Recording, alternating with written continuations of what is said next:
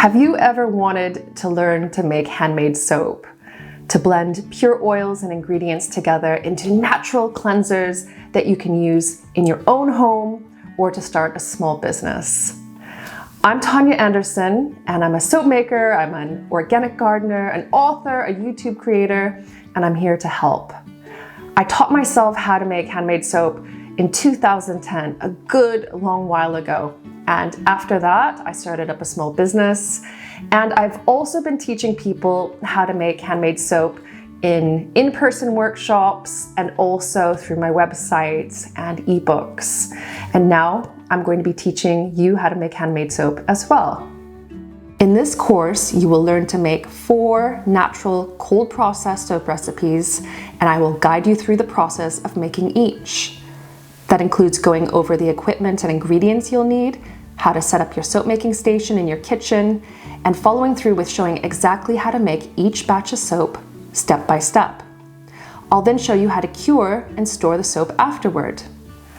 The 4 soap recipes that you're about to learn to make will not only guide you through the cold process soap making method, but you'll be introduced to a wide range of natural soap ingredients. Things like clay as a soap colorant, essential oils for scent, goat milk, and how to use things like dried flower petals in soap recipes. The recipes include herbal soap with peppermint, lavender, and rosemary. It's a simple and beautiful recipe that you can even use fresh herbs from your garden to make. Next, we'll make a floral soap recipe using French pink clay, rose petals, and an aromatic rose geranium, lavender, and clary sage essential oil blend. You'll learn how to add clay to soap recipes and the ins and outs of using dried flowers as soap decorations. The 3rd soap we'll make is a simple and nourishing goat milk soap recipe. Goat milk is a favorite ingredient in natural soap making with good reason. The last recipe is a calendula flower soap with homemade calendula infused oil and a zesty citrus essential oil for scent.